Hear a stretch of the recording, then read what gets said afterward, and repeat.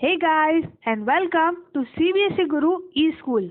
और फिलहाल हम क्लास 9 के मैथमेटिक्स का कोर्स कंप्लीट कर रहे हैं। आज का सेशन हमारे थर्ड चैप्टर कोऑर्डिनेट ज्योमेट्री का सेकेंड वीडियो है और आज के वीडियो में हम कार्टेशियन सिस्टम को डिस्कस करने वाले हैं। अगर आपने इससे पहले वाला वीडियो नहीं देखा है तो आप ऊपर आई बटन पर क्लिक कर उस वीडियो को देख सकते हैं। और उस वीडियो में हमने कार्टेशियन सिस्टम से पहले वाला टॉपिक यानी कोऑर्डिनेट ज्योमेट्री का बेसिक इंट्रोडक्शन पढ़ा था। आज के वीडियो में आगे बढ़ने से पहले आपको बता दूं, इस वीडियो को लास्ट तक देखिएगा ताकि कार्टेशियन सिस्टम कॉन्सेप्ट आपको पूरा अच्छी तरह से समझ में आए और आपको कोई भी डाउट न रहे। तो चलिए शुरू करते हैं हमारे इस टॉपिक को। अभी आपको अपने स्क्रीन पर दो फिगर दिख रहे होंगे, एक तो है नंबर लाइन और एक तीन फिगर्स है जिसमें दो परपेंडिकुलर लाइंस अलग अलग पोजीशन में प्लेस करी हुई है।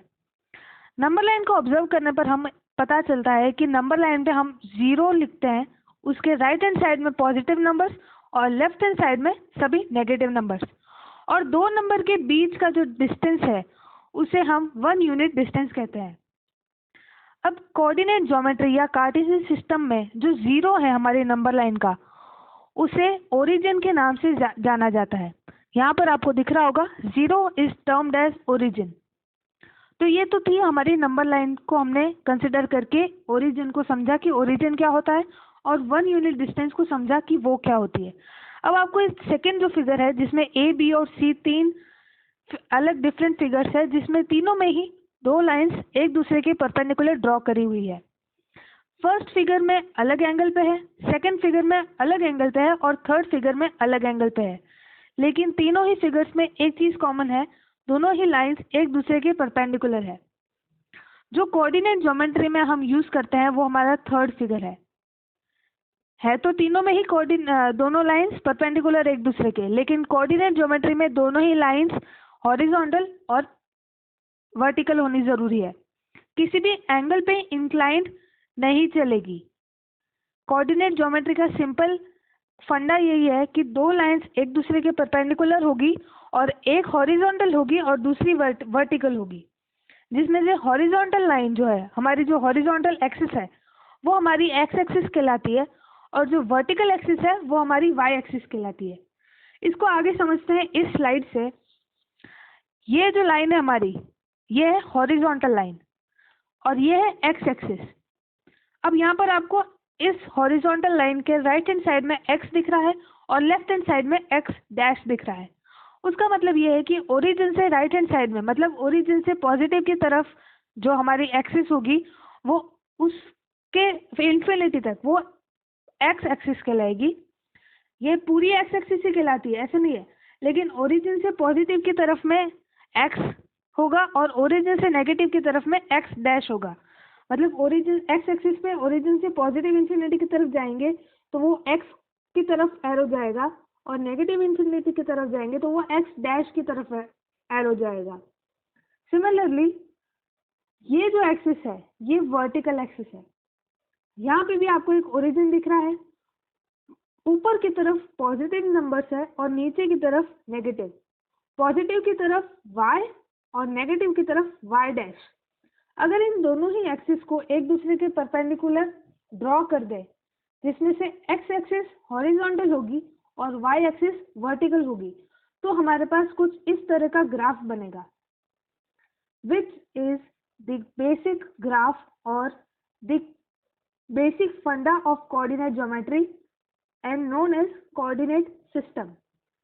ये जो ग्राफ है जिसमें x एक्सिस और y एक्सिस को परपेंडिकुलर रख के और x एक्सिस को वर्टिकली रख के, y एक्सिस को x एक्सिस को हॉरिजॉन्टली रख के और y एक्सिस को वर्टिकली रख के हमने ये जो ग्राफ बनाया है ये कोऑर्डिनेट सिस्टम कहलाता है, जहाँ पे x एक्सिस में x और x डैश है, पॉजिटिव के लिए x और नेगेटिव के लिए x डैश, और y एक्सिस में पॉजिटिव के लिए y और नेगेटिव के लिए y डैश। अब यहाँ पे एक और कॉन्सेप्ट आता है, क्वाड्रेंट्स का कॉन्सेप्ट। अब आपको अपने स्क्रीन पर दिख रहा है कि एक कोऑर्डिनेट सिस्टम में या एक कार्टेशियन सिस्टम में, ये जो सिस्टम है ना ये कोऑर्डिनेट सिस्टम, और ज़्यादा साइंटिफिक वे में जाए तो इसको ही कार्टेशियन सिस्टम कहते हैं। ठीक है, तो हमारा जो टॉपिक है Cartesian system this is that. अब कार्टेशियन सिस्टम में आपको अपनी स्क्रीन पर दिख रहा है 4 क्वाड्रेंट होते हैं, क्वाड्रेंट 1, 2, 3 एंड 4। क्वाड्रेंट 1 कैसे बनेगा? पॉजिटिव ऑफ एक्स एक्सिस और पॉजिटिव ऑफ वाई एक्सिस, दोनों ही इस क्वाड्रेंट 1 के जो कोऑर्डिनेट्स होंगे। अब कोऑर्डिनेट्स क्या होता है ये आपको मैंने लास्ट लेक्चर में थोड़ा सा डिस्कस किया था। आपने अगर उसको देख लिया है तो आपको समझ में आ गया होगा, अगर नहीं देखा है तो जल्दी से जाके पहले उसको देख लो, तभी ये चीज़ ज़्यादा अच्छे से समझ में आएगी। कोऑर्डिनेट्स हम लिखते हैं एक्स कॉमा वाई। एक पॉइंट के कोऑर्डिनेट्स होते हैं एक्स कॉमा वाई, जहाँ पे एक्स और वाई की वैल्यूज होती है विद रिस्पेक्ट टू ओरिजिन। ठीक है, तो क्वाड्रेंट 1 में एक्स और वाई दोनों ही पॉजिटिव होंगे। क्वाड्रेंट 2 में वाई पॉजिटिव होगा लेकिन एक्स नेगेटिव होगा। क्वाड्रेंट 3 में एक्स भी नेगेटिव होगा और वाई भी नेगेटिव होगा। और क्वाड्रेंट 4 में वाई नेगेटिव होगा और एक्स पॉजिटिव होगा। आई बात समझ में थोड़ी थोड़ी? क्वाड्रेंट 1 में दोनों पॉजिटिव, क्वाड्रेंट 2 में Y positive X negative, quadrant 3 में दोनों ही नेगेटिव और क्वाड्रेंट 4 में वाई नेगेटिव और एक्स पॉजिटिव। ये चीज़ को रटने की ज़रूरत नहीं है, इस फिगर को समझ लो कि हमने एक्स एक्सिस और वाई एक्सिस बनाए, दोनों को परपेंडिकुलर रखा। एक्स एक्सिस हॉरिजॉन्टल होनी चाहिए, वाई एक्सिस वर्टिकल होनी चाहिए। क्वाड्रेंट 1 यहाँ से शुरू होगा, left hand side quadrant 2, down quadrant 3 और राइट हैंड साइड क्वाड्रेंट 4। ये हमने समझ लिया, इसको रटने की ज़रूरत नहीं है, ये छप गया होगा अभी तक तो आपके दिमाग में। ठीक है, अब आगे चलते हमारे इस टॉपिक में। जो कार्टेशियन सिस्टम है ये तो एक बेसिक ओवरव्यू था अभी तक। एक्चुअली जो हम करने वाले हैं इस चैप्टर में वो हम ग्राफ्स बनाएंगे। ग्राफ कैसे बनाएंगे ये आपको अपनी स्क्रीन पर दिख रहा है। ये ग्राफ पेपर है और उस पर ही ग्राफ बने हुए हैं। एक बॉक्स का मतलब एक डिवीजन, यानी 1 सेंटीमीटर का मतलब एक डिवीजन। अब यहाँ पे 4 पॉइंट्स है, P, N, R, S और Q। R, Q और S, M भी है। चलो अच्छा, 6 पॉइंट है। ठीक है, 6 पॉइंट है और 6 के 6 पॉइंट के कुछ कोऑर्डिनेट्स होंगे। अब हमको इस चैप्टर में बोला जाएगा कि इन 6 पॉइंट्स के कोऑर्डिनेट्स फाइंड करो। अगर आपको बोलिए right the coordinates of point P, तो कोऑर्डिनेट्स हमें पता है कि हम कोऑर्डिनेट्स को लिखते हैं x, y के फॉर्म में। P के अकॉर्डिंग ओरिजिन के रिस्पेक्ट में P की वैल्यू, P के कोऑर्डिनेट्स क्या होंगे? x, y के फॉर्म में। अब देखो P यहाँ पे है, P को x एक्सिस से ज्वाइंट करते हैं तो कहाँ पे ज्वाइंट होता है? 4 पे होता है। तो P का कोऑर्डिनेट्स में x की वैल्यू हो गई 4 और P को y एक्सिस से परपेंडिकुलरली ज्वाइंट करते हैं तो वो ज्वाइंट होते हैं 3 से, तो 3। तो P के कोऑर्डिनेट्स हो गए 4 और 3। ठीक है, अगर M के कोऑर्डिनेट्स पूछे अगर अपन M के, तो अगर M पॉइंट को x एक्सिस से परपेंडिकुलरली ज्वाइंट करते हैं तो वो तो x एक्सिस पर ही है, तो x एक्सिस से परपेंडिकुलर ज्वाइंट करने की जरूरत ही नहीं है, तो 0। लेकिन y एक्सिस से परपेंडिकुलर ज्वाइंट करते हैं, नहीं, अच्छा रुको, x एक्सिस से परपेंडिकुलरली ज्वाइंट करते हैं तो x एक्सिस पे 4 पे है ना, तो x की वैल्यू हो गई 4 और y एक्सिस से परपेंडिकुलरली ज्वाइंट करते हैं तो यहाँ पे हमें 0 मिलता है, तो y की वैल्यू हो गई 0। तो m के कोऑर्डिनेट्स क्या हो गए? 4, 0। सिमिलरली n के कोऑर्डिनेट्स क्या होंगे? n को अगर x एक्सिस से परपेंडिकुलरली ज्वाइंट करते हैं तो हमें 0 मिलता है, यहाँ देखो। और n को अगर y एक्सिस से परपेंडिकुलरली ज्वाइंट करते हैं तो हमें साफ दिख रहा है कि y एक्सिस पे 3 पर है, तो n के कोऑर्डिनेट्स हो गए 0 और 3। आई बात समझ में? अब P, N और M तीनों ही फर्स्ट क्वाड्रेंट में थे, तो हमने तीनों में ही देखा कि x और y दोनों की वैल्यूज पॉजिटिव थी। अब हमारा जो Q पॉइंट है वो हमारा थर्ड क्वाड्रेंट में है, तो थर्ड क्वाड्रेंट के अकॉर्डिंग दोनों की वैल्यू x और y की वैल्यू नेगेटिव होनी चाहिए। तो चलो फाइंड करते हैं क्या है। अब Q को अगर x एक्सिस से परपेंडिकुलरली ज्वाइंट करे तो वो कहाँ पे कट करेगा? -6 पे, तो x की वैल्यू होगी -6 और y से परपेंडिकुलरली ज्वाइंट करें तो कहाँ कट करेगा? -2 पे, -2। दोनों नेगेटिव है थर्ड क्वाड्रेंट में, बिल्कुल सही। तो इस तरह से कार्टेशियन सिस्टम को यूज करके हम गिवन पॉइंट्स के कोऑर्डिनेट्स निकालते हैं यूजिंग ग्राफ। आई बात समझ में? आगे चलते हैं, एक एग्जाम्पल के थ्रू भी देखते हैं। ये बुक का एग्जाम्पल है। वैसे तो इस क्वेश्चन में, इस ग्राफ से आपको बहुत सारी चीजें समझ में आ गई होंगी, बट एक एग्जाम्पल लेते हैं। Example says locate the point 50, 05, 25, 52। मतलब मैं 50 क्या पढ़ रही हूँ, 50 मतलब 5,0, 05 मतलब 0,5, 25 मतलब 2,5, next is 5,2, next is -3,5, again -3, -5, again -5, -3 and 6,1। अब ये जो सारी वैल्यूज है ये x, y की वैल्यूज है, और ये सभी वैल्यूज अलग अलग है।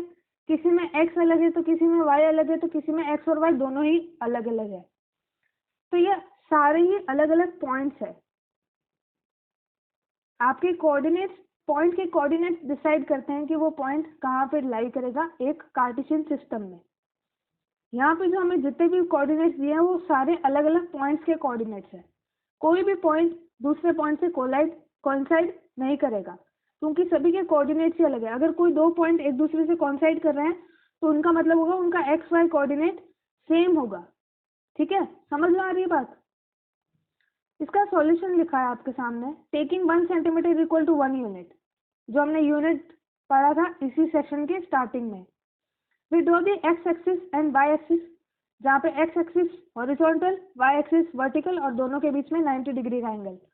The positions of points are shown with the dots in the following figure. अब ये डॉट्स कैसे अप्लाई करें?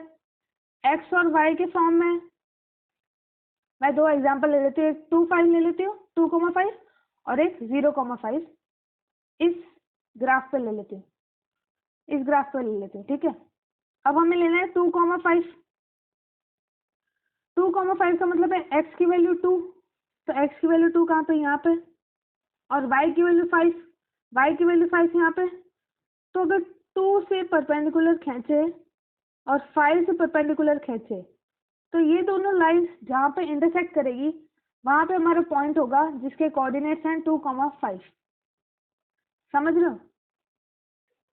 इसी की जगह अगर मेरे पास कोऑर्डिनेट्स होते 3,4, तो मैं एक्स एक्सिस पे 3 लेती, उस पे एक परपेंडिकुलर खींच देती, और वाई एक्सिस पे 4 लेती, उस पे एक परपेंडिकुलर ड्रॉ कर देती। अब ये दोनों लाइंस जहाँ पे इंटरसेक्ट करी है वो मेरा पॉइंट होगा जिसके कोऑर्डिनेट्स है 3,4। आ रही है बात समझ में? अगर इसी की जगह मेरे पास कोऑर्डिनेट्स होते 0,5, तो एक्स एक्सिस पे 0 है, तो 0 तो एक्स पे हो चाहे वाई पे हो, 0 तो 0 ही है हमारा, जिसको हम ओरिजिन कहते हैं। तो 0 ले लिया, 0 से परपेंडिकुलर ड्रॉ करी और 5 से परपेंडिकुलर ड्रॉ करी। पूरा दोनों कहाँ कट कर रहे हैं? वाई एक्सिस पे 5 पे। तो ये हमारा पॉइंट हो गया जिसके कोऑर्डिनेट्स है 0,5। Very simple. ठीक है, तो अब है ना, आपकी स्क्रीन पर जो ये ग्राफ दिख रहा है इसका स्क्रीनशॉट ले लो और नीचे डिस्क्रिप्शन बॉक्स में दिए गए टेलीग्राम ग्रुप को ज्वाइन कर लो।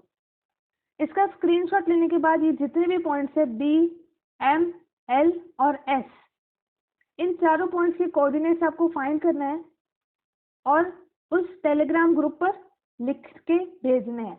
ये आपका होमवर्क हो गया आज का। ठीक है, जैसा कि हमने सेशन की शुरुआत में ही कहा, ये ई स्कूल है। लॉकडाउन के पीरियड में पढ़ाई का बिल्कुल भी हार्म नहीं होना चाहिए, और पढ़ाई सिर्फ लेसन देखने से नहीं आती है, आपको खुद भी प्रैक्टिस करनी बहुत ही इम्पोर्टेंट है। इसीलिए ये ग्राफ दे रही हूँ। अगले सेशन में इसको डिस्कस कर लूंगी, लेकिन उससे पहले आपको इसको सॉल्व करना है। चारों ही पॉइंट्स के कोऑर्डिनेट्स पता होने चाहिए। और जो थर्ड एग्जाम्पल है, ये जो एग्जाम्पल था इसको भी खुद सॉल्व करोगे और ये इसका आंसर रहा, आप मैच कर सकते हो। ठीक है, कैसे मैच करना है, कैसे कोऑर्डिनेट्स के थ्रू पॉइंट को फाइंड करना है वो भी बता दिया, और अगर पॉइंट दे रखा है तो कोऑर्डिनेट्स कैसे फाइंड करना है वो भी बता दिया। प्रैक्टिस के लिए होमवर्क भी दे दिया। ठीक है, तो ये था हमारा आज का सेशन। अगर आपको अच्छा लगा हो, अगर यूजफुल लगा हो, तो do like and share it, और सीबीएसई गुरु चैनल को सब्सक्राइब करना मत भूलिएगा। और अगर मैथ से रिलेटेड किसी भी चैप्टर का वीडियो देखना है तो आप इस चैनल पर जाकर या इन प्लेलिस्ट पर जाकर देख सकते हैं। आज के सेशन में इतना ही, मिलते हैं अगले वीडियो में। तब तक के लिए thank you and take care.